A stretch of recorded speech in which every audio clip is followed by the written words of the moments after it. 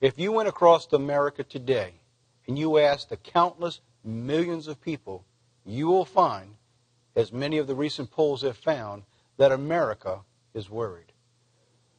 We watched the debt soar out of control.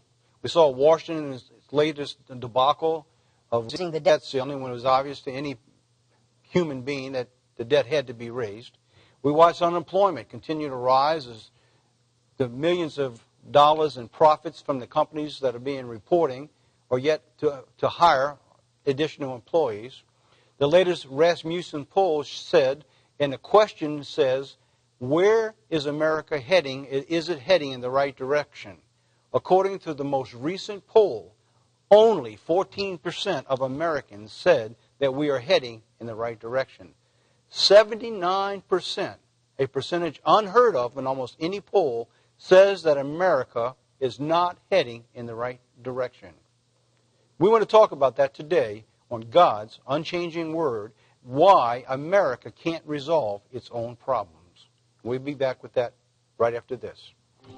In the search for truth and biblical understanding, God's unchanging Word offers unique insights into the issues of our day, covering news here in America, to news in the Middle East and around the world, events happening today that will fulfill Bible prophecies tomorrow, expounding topics from evolution to the very existence of God, from tragedy to inspiring messages of hope and understanding, all in the light of the unchanging Word of God.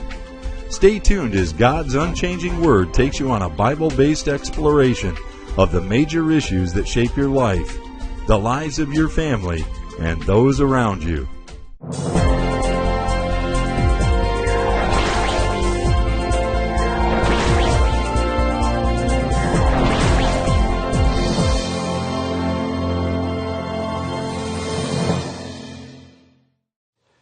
Most people believe that if we get just the right person in office, we can fix the problem. Well, I don't know about you, but I've been watching the recent news. I've been watching the events.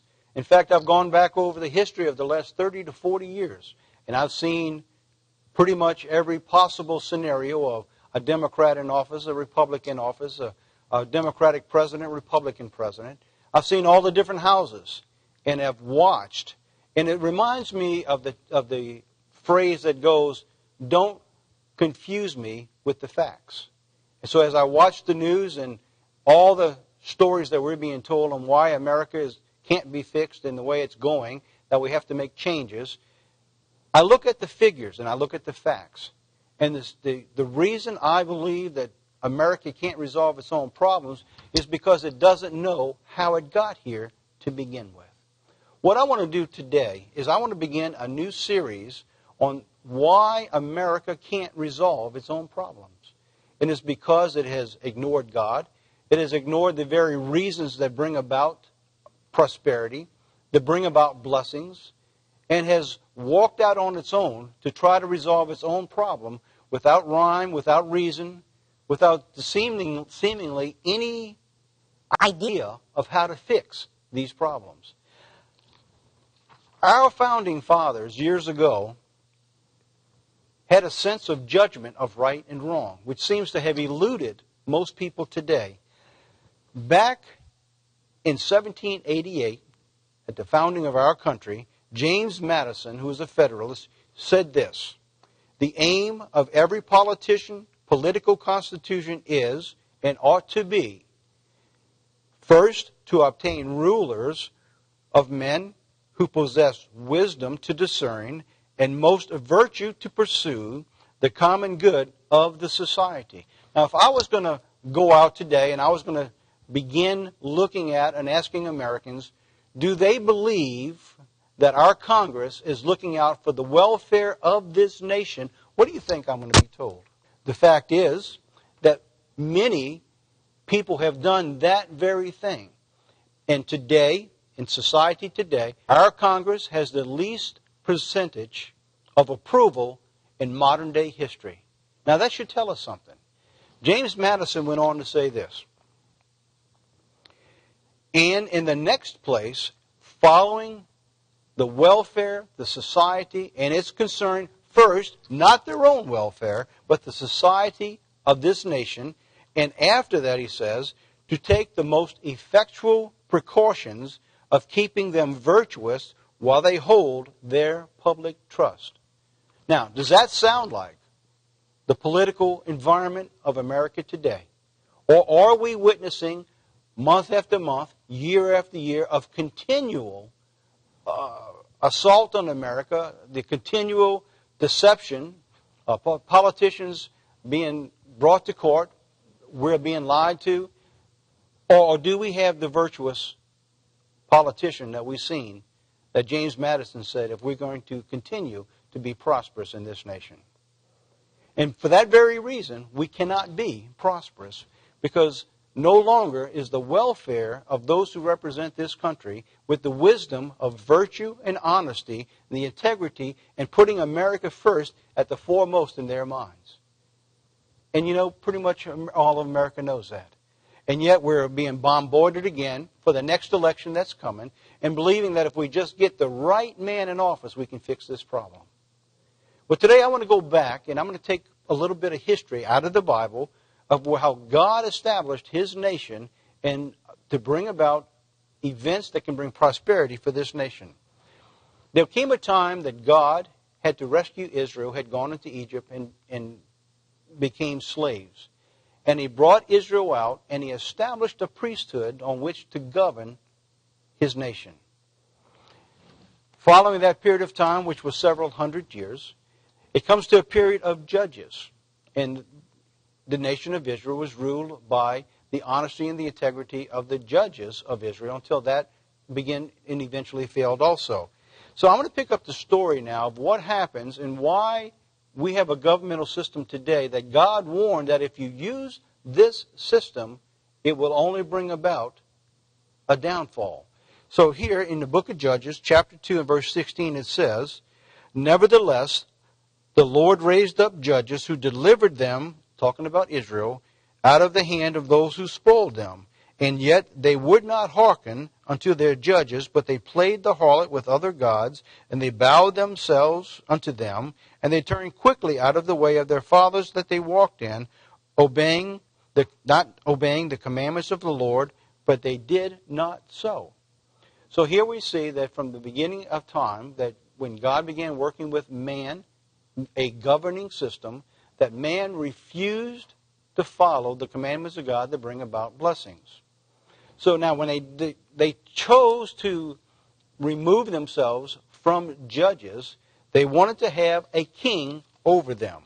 Now if you'll follow me now in 1 Samuel chapter 8, and we're going to look at what happens when we get a king.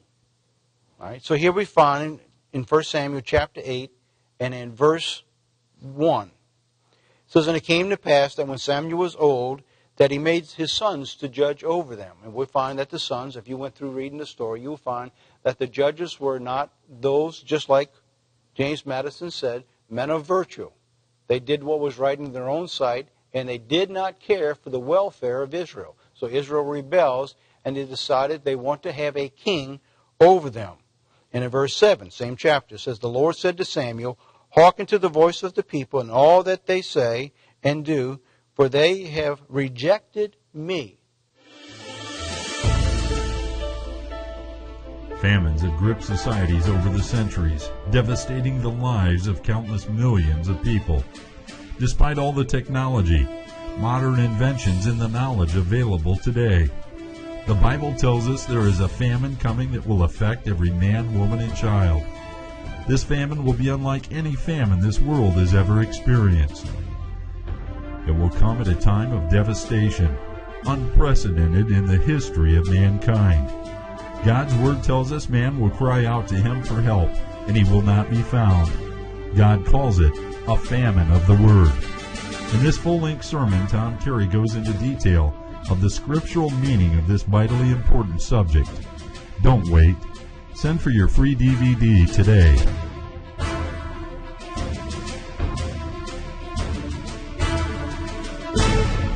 There came a time when the children of Israel rejected God's judges. The judges had become corrupt, and they wanted a king. And they want a king very similar to what we see today in many of the governmental systems of authority and rulership. You look over in the Middle East, where they still have kings and rulership, and you see the wealth of the kingdom while the people don't prosper. You watch the despots, you watch the dictatorships, you watch the corruption in government. And God warned Israel that if you're going to go that way, there's going to be certain things that are going to happen to you you're not going to like. You see some of those warnings in the very same chapter in Samuel. And I'll pick it up in the story of some of the warnings now in verse 10. And Samuel told all the words of the Lord unto the people who asked for a king. And he said unto them, This will be the manner of the king who shall reign over you. He will take your sons, and he will appoint for himself chariots to be his horsemen. And some shall run before his chariots, and he will appoint for himself captains over thousands, and captains over 50s. And he will set them to plow on the ground, and to reap the harvest, and he'll make his instruments of war and instruments of chariots. And he'll take your daughters to be perfumers, to be cooks, and to be bakers. And he will take of your fields, and of your vineyards, and of your olive yards, and even the best of them, and he will give them to his servants. And he will take the tenth of your seed, and of your vineyards, and he'll give to his officers and to his servants. So basically what God's saying, that if you're going to have a king to rule over you, you're going to be given a system of taxation, of inscription, that you will never, ever be happy with. And very similar to that today, all democracies that run, they run through a governmental system. Even if there isn't a king, it runs through a system that requires a taxation where people are no longer happy and can no longer afford to live under those guidelines. Following the institution of the kingships, we know the story of King David. We know the story of Solomon. What I want to do now, before we bring this portion of our show to a close, I want to take a few minutes just to give you an idea of what happened to the people of Israel under a king. Now we know the story of Solomon. He was the richest and the wisest man that ever lived. Now remember the warning we just read, that God said that if you have a king over you, this is what he's going to do. So now, let me just read you just a few things that King Solomon, the son of King David, only the third king to rule over Israel, had as his possession. Here we see in Kings, it says that it came to pass that when Solomon had finished building the house of the Lord and the king's house, that all of Solomon's desires which he pleased to do, Solomon withheld nothing that he wanted to do. Someone had to pay for his desires. In 1 Kings 5, we see that the laborers to build God's house and to build his house, he had 30,000 people who were inscripted. In other words, they were drafted, brought in, and they were serving on a rotation basis for 20 years.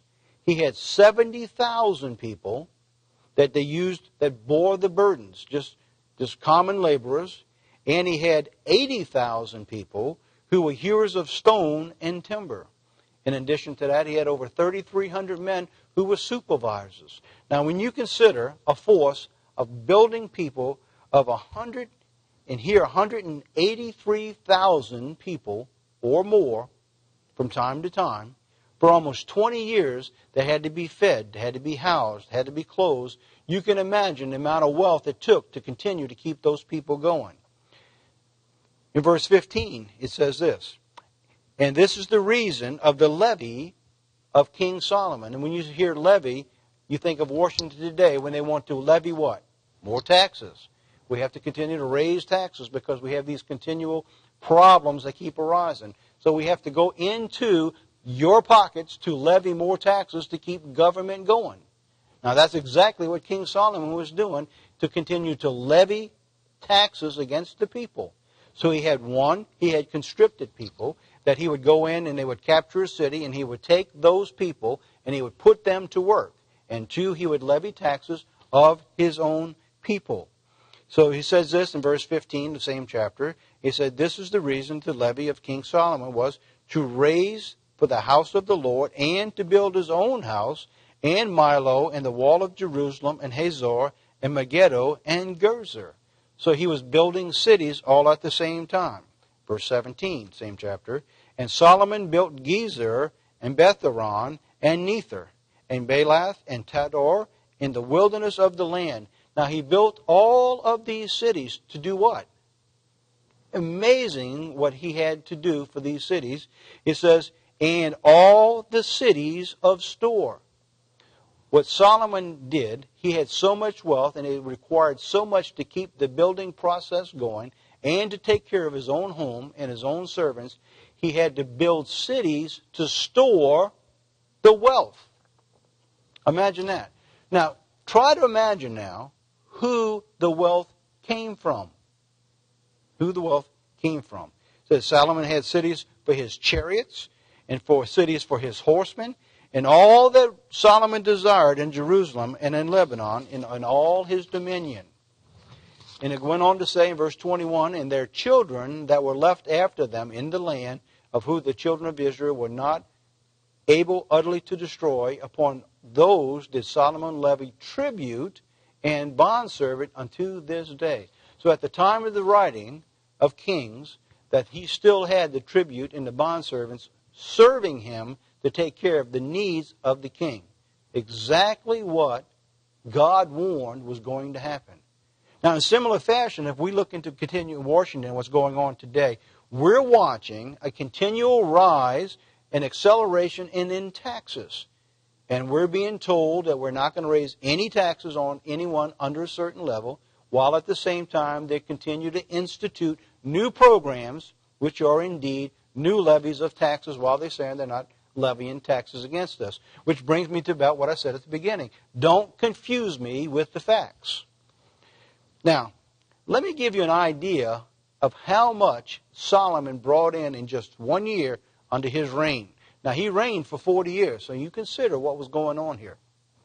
1 Kings chapter 10, verse 14. It says, now the weight of gold, by the way, if it was less than gold in Solomon's day, it was considered as worthless. Silver was considered as stones. There was so much wealth coming into that nation that if you had it with silver, it was unacceptable. There was not a single vessel in Solomon's home or in God's house that wasn't made of pure gold. So now the weight of gold that came to Solomon in 1 year was 666 talents of gold. Now, if you looked at that in the equivalent of today's terms of the price of gold at $1,800 an ounce, each talent was equivalent to, in today's terms, $2,160,000. One talent, $2,160,000. Total in 1 year would come in, according to the figures in 1 Kings 14, every year in gold alone, not horses, not the herbs or spices or anything else that was brought to that nation, just in gold that came in every year was $1.43 trillion in today's terms. Can you imagine the wealth of Solomon? And it came from those that they conquered and had peace with and alliances, and from their own people through taxations and levies against that nation. Now, besides that, it says, he had merchantmen who trafficked spices. He had the kings of Arabia, governors of his country that would brought him money. Solomon at that particular time would build shields. Those shields that he would build just to put into his store cities to watch over all the wealth, he would put 3 pounds of gold in one shield. In today's terms, each shield, said he built 300 shields. Each shield cost $86,000. He built 300 of them, which would have come to a total today of $26 million. Come to think of it, it sounds like a Defense Department when they buy something, doesn't it? $86 for a screwdriver, $400 for a roll of toilet paper. We can go on and on and on. Now, I could go on with this, and it just goes on and on and on and on. The point is this. God warned that if you build a rulership other than Him, you're going to pay a price. Every democracy that ever existed, and today we're a republic, running under a democratic process. Every government, every system that ever existed from the beginning of time to today has failed for one reason. It's because they have neglected the God that brings about prosperity. You see from the very beginning when God brought the children out of Israel, when He put them in their own land, He gave them a system of rulership that would work under the priesthood and under the judgments of the judges. They had a 10%, call it a taxation if you will, tithe system that went to the priesthood, and that's all that was required, and the entire system was paid for from that time on. From the time they chose to bring in a king, it changed. And today, we're looking at the bottom end of where this country is headed. They're in a problem that they cannot get out of. Our forefathers knew that if we went into this way, if we didn't keep our debt under control, if we didn't keep our spending intact, we would face a problem. Let me read as I close out this section today what Thomas Jefferson wrote. And then we're going to pick up again next time. And what I want to do as we go through this series, I want to pick out the specifics of why we cannot get out of our own problem. Not just that we cannot raise enough money to pay for the debt or the interest on the debt, but to bring about the principles that brought us down to this point and show you why we can't resolve our own problems. And to show that Jesus Christ is coming back. He's going to institute His kingdom with His government and is going to bring about prosperity for this nation and for this world who totally rejects Him at this time. Our forefathers knew when they built this country, because see, they came out of Europe and they were under a taxation there that they could no longer handle. Thomas Jefferson wrote in a letter in 1789 to James Madison about our debt. He says this, "But with respect to future debt, would it not be wise and just for that nation to declare in the Constitution they are forming that neither the legislature nor the nation itself can validly contract more debt than they may pay within their age or within the term of 19 years. Now I want you to imagine what he wanted in the Constitution and didn't get it in. Just imagine how better we would be today if we lived under that guideline that Thomas Jefferson wanted in our Constitution, that the nation could no longer have more debt than they could pay for in their own lifetime, or at least the maximum of 19 years. We wouldn't be in the shape we are today. Government would be in check. They wouldn't be able to spend and give away all the wild spendings that's going on. Imagine going back 50 years while debt was still in check and pay for it within the lifetime of each legislature. Where would we be today? We're going to talk more about that in future series. So look forward to coming back. We're going to cover many of these areas and more subjects along these lines about our debt, about unemployment, and about the future of America, and try to show you how America cannot get out of its own problems, and as we look for Jesus Christ to come back and resolve the problems in America today. Famines have gripped societies over the centuries, devastating the lives of countless millions of people. Despite all the technology, modern inventions, and the knowledge available today, the Bible tells us there is a famine coming that will affect every man, woman, and child. This famine will be unlike any famine this world has ever experienced. It will come at a time of devastation, unprecedented in the history of mankind. God's Word tells us man will cry out to Him for help, and he will not be found. God calls it a famine of the Word. In this full-length sermon, Tom Kerry goes into detail of the scriptural meaning of this vitally important subject. Don't wait. Send for your free DVD today.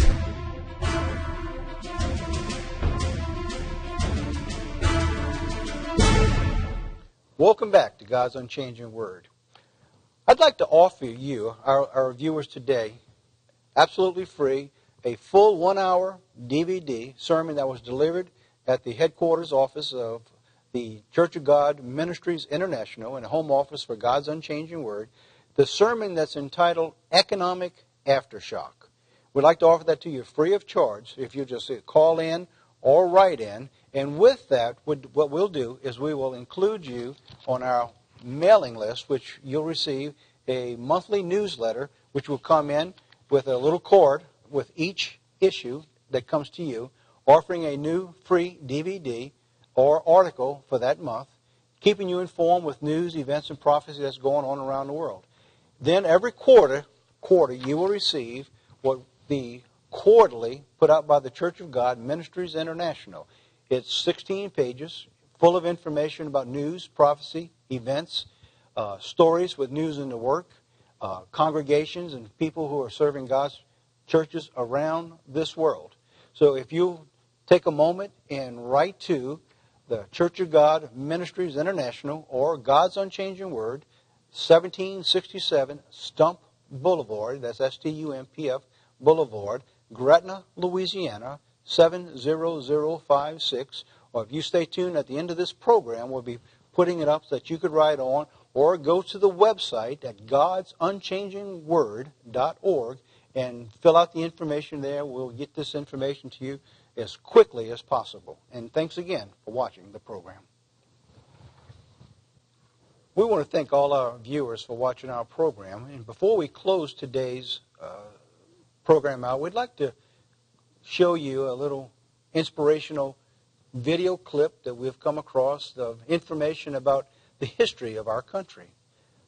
Probably you don't know, or never, like most people, have never seen or heard this information about how our country started. We hope you enjoyed this little video and look forward to seeing you again next time on God's Unchanging Word.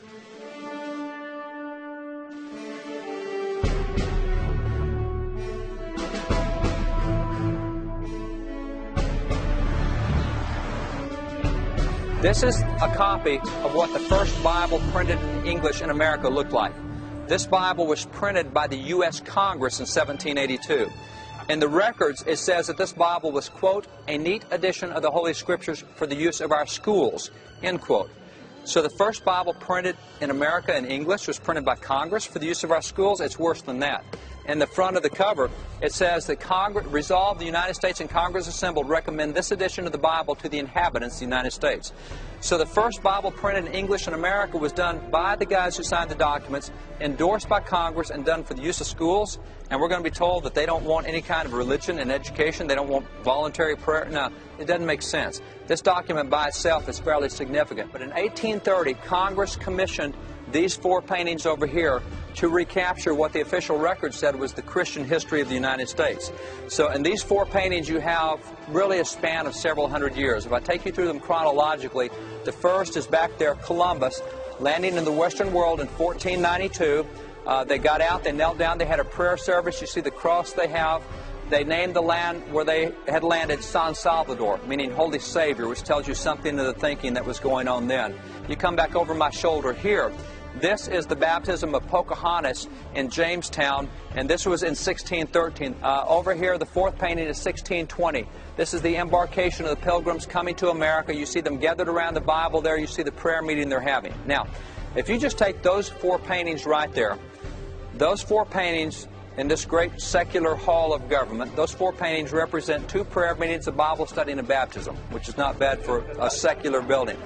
As a matter of fact, you're standing in what in 1857 was the largest church in the United States. It's the U.S. Capitol.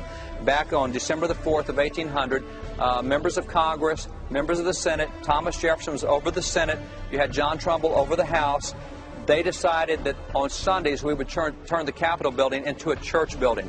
And starting on Sunday, we started having services in the Capitol. Now, 6 weeks after that, Thomas Jefferson became President of the United States.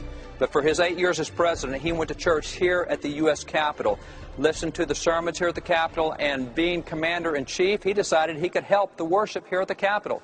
He ordered the Marine Corps Band to come play the worship services at the Capitol. Now, That'd be kind of cool having the Marine Corps band as your worship band, you know, in church. That church went for the better part of a century, and by 1857 there were 2,000 people a week that went to church in the hall of the House of Representatives. In addition to that, there were 4 other churches that met at the Capitol. First Congregational was their church home, as was First Presbyterian, as was Capitol Hill Presbyterian. Churches met here. There was nothing secular or seen to be secular about this building until the last 30, 40, 50 years. You see the statue to the left of the door over there, that white marble statue? That is President James A. Garfield. President Garfield was one of the young major generals in the Civil War. He was a war hero. He became Speaker of the House. He became the 20th President of the United States. And by the way, that man founded Howard University. General O.O. Howard took it over after he founded it. Just a really cool guy. But what we never hear about that President of the United States is that he was a minister during the Second Great Awakening. This is actually one of his letters, signed James A. Garfield, 1858. In this letter, President Garfield recounts that he had just finished preaching a revival service where that he preached the gospel 19 times in the revival. He says as a result of his preaching, he said that 34 folks came to Christ and he baptized 31 of them. Now that doesn't seem like a typical presidential activity today. That's what we used to do with presidents in the past. Again, you'd walk through, you'd see that statue, you'd think, oh, there's a president. You'd never think there's a minister. We've so compartmentalized Christianity in such a small box that we don't realize our military leaders, our ministers, our educators, our presidents used to be ministers. That's why I say about 1/4 of these statues are ministers of the gospel. If you come back to these guys right here, these 56 guys right here are the ones that create all the problem with religious expression in public today. You see, every time we go into a public setting or a court case, and what's happened is we've all been trained to recognize the 2 least religious founding fathers. We can all find Jefferson and Franklin, and everybody else was just like them. Really? I mean, most people have no clue that Jefferson started church in the U.S. Capitol, that it went for a century. Most people have no clue that Thomas Jefferson in 1803 negotiated a treaty with the Kaskaskia Indians in which Jefferson put federal funds to pay for missionaries to go evangelize the Indians and gave federal funds so that after they were converted, we build them churches in which to worship. And that's our least religious founding father, okay, which tells you something about the others. Out of the 56 guys who signed the Declaration, you have 29 who held seminary or Bible school degrees. I sure hope you enjoyed today's segment on God's unchanging word on why America cannot get itself out of the financial crisis it has gotten itself into. We'll be doing more along these lines. We're going into more in-depth understanding of how and why we got here, why we are today, and why we need Jesus Christ to come back to this earth to restore His kingdom today. So stay tuned when we come back with more programs along these lines. And until next time, we'll see you again on God's Unchanging Word. Take care.